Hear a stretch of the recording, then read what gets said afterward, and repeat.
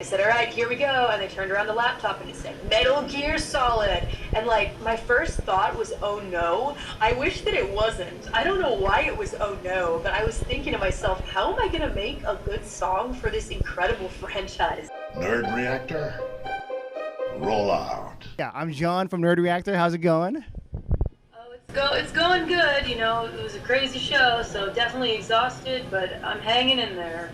Yeah. And so, yeah, last night was my first experience for experiencing you. And so I'm just coming in, it's like a crash course, and I loved it. I loved it, the vibe, the crowd, your interaction with everybody, and just your story, too. I felt emotional. Oh, I'm so glad to hear that. Thank you so much for coming out to enjoy the show. It was a blast. Awesome. Yeah. Thank you so much. Yeah. And I know that before the show you were nervous, but watching the show, I didn't feel that at all. You were like just one with the crowd. You were in control of the crowd. And so what was that like, that point in time where you're like, I got this? I mean, to be honest, I'd been working on it for so long. Like, this live has been in the works for months. You know, lots and lots of rehearsals to make sure that the songs are done the same way every single time. And you know, it's very methodical, but because I had so much practice, I was pretty confident from the onset with this one. That's not something that always happens, but simply just because of the sheer amount of practice and preparation that went into it. I was completely ready to rock just from the beginning. Definitely, of course, there's always nerves until I start singing. That's always how it goes. So like when the first visual, like the opening video plays or something like that, and you know, the crowd is cheering for me, for sure I'm nervous. But as soon as I start performing, I pretty much am just locked in, focused, and I don't have time to be nervous. You know, I don't have the mental capacity to be nervous. I got to focus on performing. So. And I feel like, what does it take to become a deadbeat? Like, do you think I'm ready to become a deadbeat? Sure. Anyone that enjoys what I do is a deadbeat. I got plenty of deadbeats who, for example, don't watch my streams but love my music. I have deadbeats who aren't fans of my music but watch my streams. As long as you like anything that I'm doing, I consider you to be a deadbeat because there is a skeleton inside of everybody. So. All right. Yeah. And I think I just the crowd, it just go crazy, and because you performed live before, and so I was wondering what the feeling is for this one, if it felt different, especially with being at the Palladium. What if, I guess 4,000 people sold out? It's crazy. Yeah, I mean, we don't get a chance to do a lot of these shows. They're extremely expensive. There's a ton of production that goes into them, a ton of staff. It is unprecedented how expensive these can get. So I've only ever done one solo live before. That was in a venue called Toyosu Pit in Tokyo, and that was lots of fun, and it was a blast. You know, I can't believe that I had that many Japanese fans that were wanting to come and hang out with. Like, the big difference is, I guess, is being on my own home turf as, you know, a Hololive member, right, Hololive English member. This is just a really, really important show for all of us because it was the first solo live ever done on American soil.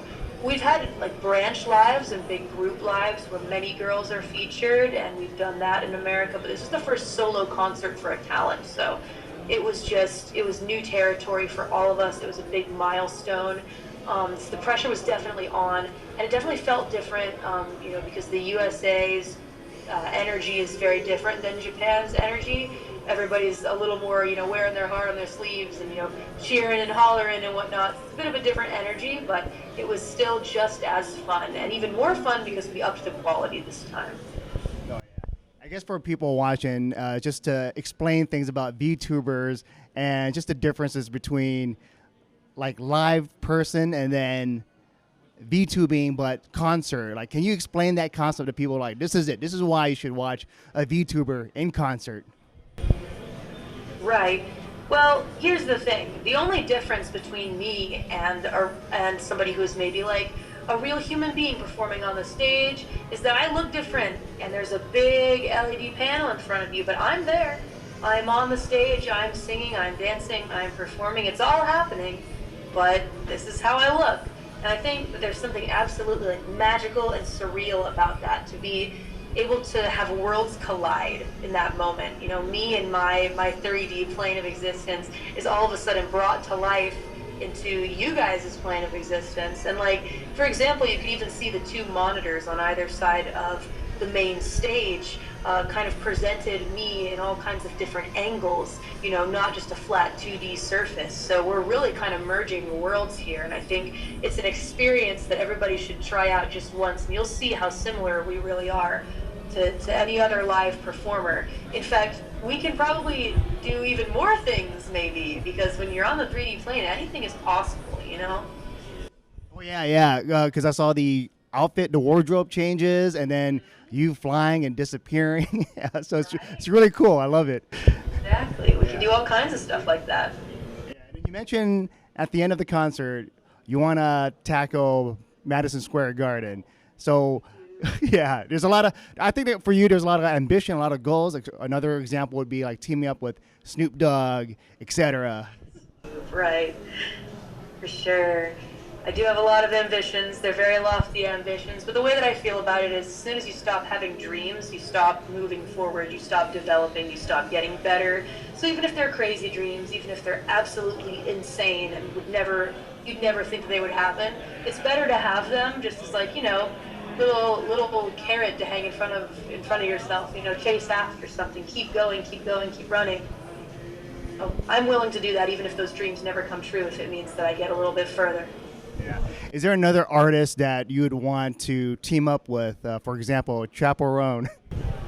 Oh gosh, I mean, it's tough because these days I think a lot more about like, would we be able to make something good together? You know, like there are definitely a lot of rap artists that I thought to myself, I would love to collaborate with this person, but the more and more that I've moved further and further away from hip hop, the more that I've felt like, as much as I love their work, I don't think that we can make a good song together. And so, keeping that in mind, I'm much more interested in collaborating with people that I like, but I can envision a neat song between us. Like, for example, I know that it's a long shot and will probably never happen, but Gorillaz, right? Yes. I have a lot of things in common with Gorillaz in various ways. And they've been one of my favorite bands of all time for forever. And they're the original virtual band. Shoot for getting a shot at featuring in a Gorillaz song someday in the far future. I'll keep working hard for that day to come. I guess last question is just because I know you did a collaboration with Metal Gear, and I just want to talk about Metal Gear because I love it, and especially the sneaking song, and then I just want to know the inspiration behind the sneaking song. Oh my God, so this is a crazy story.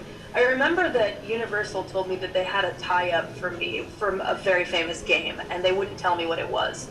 And I just kept thinking, what is it? What could it be? And when they brought me into the office, they said, all right, here we go. And they turned around the laptop and it said, Metal Gear Solid. And like, my first thought was, oh no. I wish that it wasn't. I don't know why it was oh no, but I was thinking to myself, how am I gonna make a good song for this incredible franchise? Like, the pressure was on immediately. And then I heard what they wanted. I heard that they wanted basically a really like jokey rap song that was just full of Metal Gear references. I thought to myself, I don't know if I can write that, but they said, don't worry, we got you covered. We're gonna ask a Japanese lyricist who has written so many hip-hop songs for multiple huge names in the J-rap scene, and they kind of handled all the production there and just handed it off to me, and we made the song, and Konami loved it. It was considered a major success to them. And then, because of my move away from hip-hop these days, since I'm just not having as much fun making it anymore, I decided to do a revenge rock remix featuring Lotus Juice to make the song more like more to my taste, right? Because the initial song that they made, it was awesome, but not quite to my taste for what I like listening to. And so I wanted to morph the song into like a straight Mori version. If Mori had like so much control over this, right? What would I do? What were the main beats I'd change? I wanted to get a male vocalist, and I wanted to make it a rock song.